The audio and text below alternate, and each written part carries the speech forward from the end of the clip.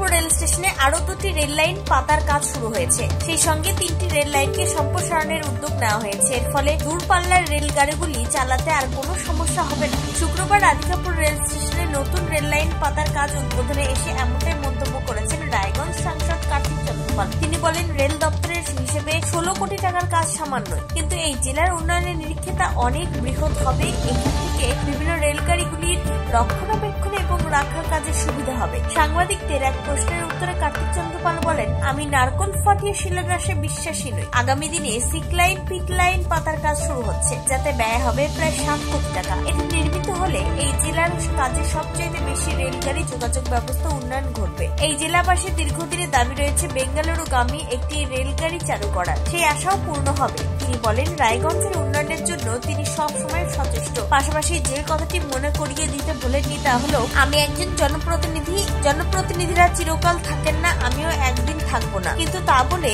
আমার সময়ের মধ্যে আমার কেন্দ্রে উন্নয়ন হবে না, তা হয় না। এদিন তিনি আর কি বলেছেন শুনবো তার মুখ থেকে।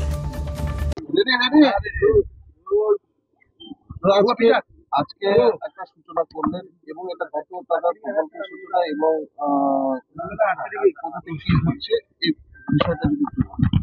প্রথমেই রায়গঞ্জ জেলাবাসীকে আমার নমস্কার, তার সাথে প্রেস ক্লাব সহ যারা বিভিন্ন রাজনৈতিক দলের নেতা রয়েছেন তাদেরও নমস্কার। আপনারা সবাই জানেন যে আমাদের এখানে দীর্ঘদিনের দাবি যেখান থেকে প্রচুর ট্রেন চালানোর জন্য, বিশেষ করে দক্ষিণ ভারতমুখী, কিন্তু আমাদের একটাই সমস্যা ছিল, পর্যাপ্ত পরিমাণ ট্র্যাক নেই।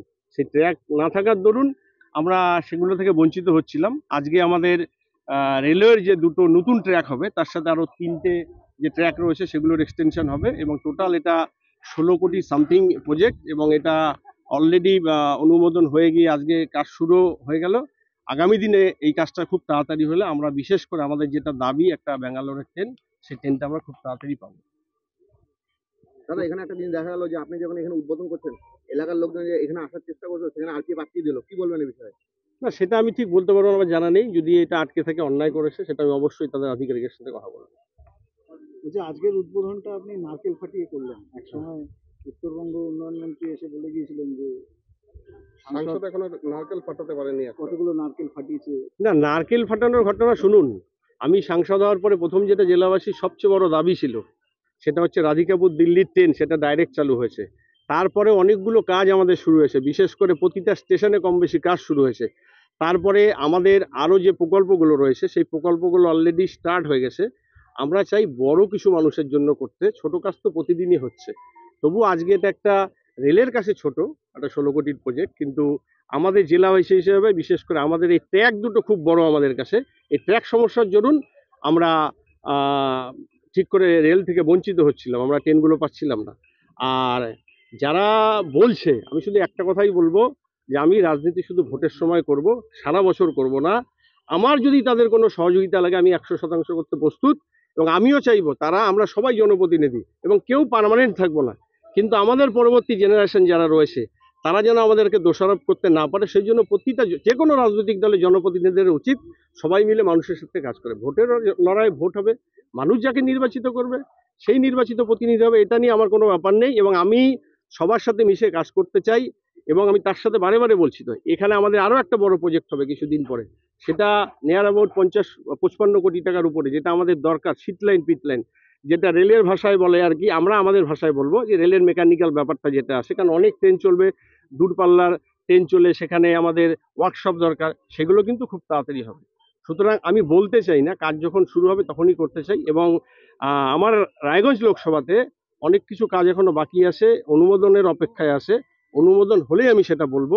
আমি আগে থেকে বলে মানুষের মনে আশা সৃষ্টি করে লাভ নেই, হয়ে যাওয়ার পরে বলবো। এটা যেরকম সবুজ সংকেত হয়ে গিয়েছে, ওয়ার্ক অর্ডার শুরু হয়ে গেছে, কাজ শুরু হলো, ঠিক তেমনি আমার প্রতিটা কাজগুলোই এরকম হবে।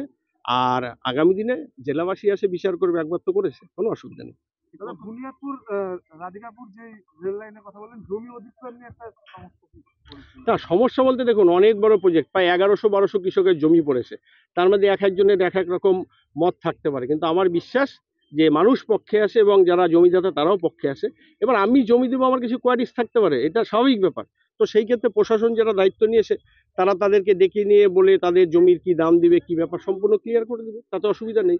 কারণ সবাই চায় যারা জমি দিবে তারাও চায় এই রেল লাইনটা হলে আজকে আমাদের একদিকে নর্থ ইস্ট, একদিকে আমাদের দক্ষিণ ভারত সব যোগাযোগ শুরু হবে। আর যোগাযোগ ব্যবস্থা ভালো হলে মানুষের জীবনযাত্রার মান উন্নয়ন হবে। অন্যদিকে ওয়েস্ট দিনাজপুর চেম্বার অব কমার্সের সহসভাপতি জয়ন্ত সোম হাজির হয়ে কি বলতে চেয়েছেন শুনুন বিস্তারিত। আপনার নাম আর পরিচয়? আমি Jayanta Som, chamber of commerce vice president. দীর্ঘদিন বাদে দীর্ঘ অপেক্ষার অবসান, কাজে রাধিকাপুর কি বলবেন? খুব আনন্দের দিন যে পিছিয়ে পড়া জেলা আমাদের উত্তর দিনাজপুর জেলা, আমরা বিভিন্ন জিনিস থেকে বঞ্চিত ছিলাম, বিভিন্ন জায়গায় ট্রেন থেকে বঞ্চিত ছিলাম। আজকে যেটা করোনা সাংসদ, মাননীয় সাংসদ যেটা করলো, ওনাকে অসংখ্য ধন্যবাদ আমাদের চেম্বার অব কমার্সের পক্ষ থেকে। যে নতুন ট্র্যাক দুটো হয়েছে, সেই দুটো ট্র্যাকে আগে যে 3টে ট্র্যাক আছে, এই নিয়ে আমরা নতুন নতুন গাড়িগুলো যদি হলে সেই গাড়িগুলো রাখার সুব্যবস্থা হবে। যেটা উনি চেয়ে আসছেন দক্ষিণ ভারত বা এদিকে নর্থ ইস্ট যে দুটো ট্রেন চালানোর প্রকল্প আছে, এবং এই যে দিল্লির ট্রেন 7 দিনে করার জন্য আমাদের দাবি আছে, এগুলো যদি আগামী দিনে হয় একটা নতুন দিগন্ত। আজকে যেটা হলো শিলান্যাস, এটা বলবো যে আমাদের জেলার একটা নতুন দিগন্ত খুলে গেল। আমরা জেলাবাসী হিসেবে গর্বিত যে আজকে এই পিছিয়ে পড়া জেলা ভারতবর্ষের মানচিত্রে যেটা রেলের মানচিত্রে যদি জায়গা পায়, সেই আকাঙ্ক্ষা আমাদের আছে। এদিনে অনুষ্ঠানে জয়ন্ত সোম ছাড়াও হাজির ছিলেন চেম্বারের সক্রিয় সদস্য প্রদ্যোৎ সাহা সহ বিশিষ্ট ব্যক্তিগণ। তবে রায়গঞ্জের সাংসদ কার্তিক চন্দ্র পাল যে জেলার উন্নয়নে যান লড়িয়ে দিতে চলেছেন তা এক কথায় স্পষ্ট। উত্তর দিনাজপুরের রাধিকাপুর থেকে সত্যেন মোহান্তের রিপোর্ট, টাইমস 14 বাংলা।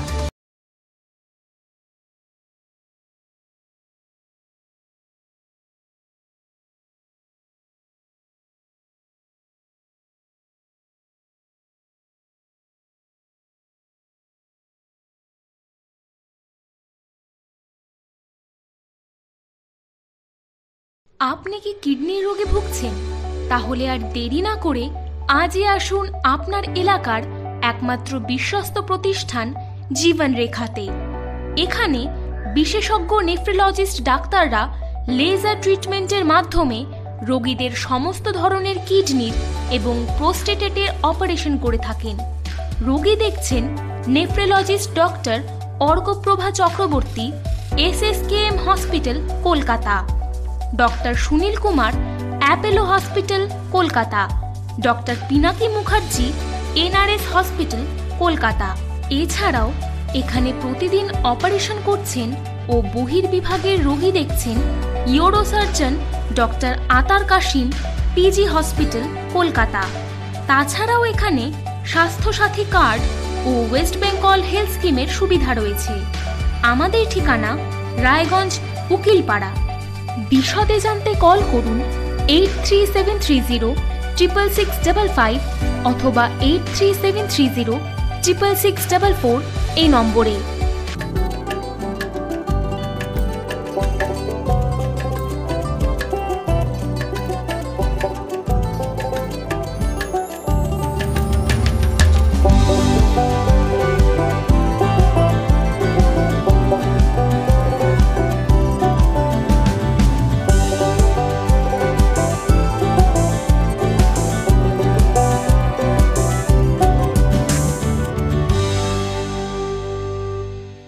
আপনি কি চাকরি পরীক্ষার্থী?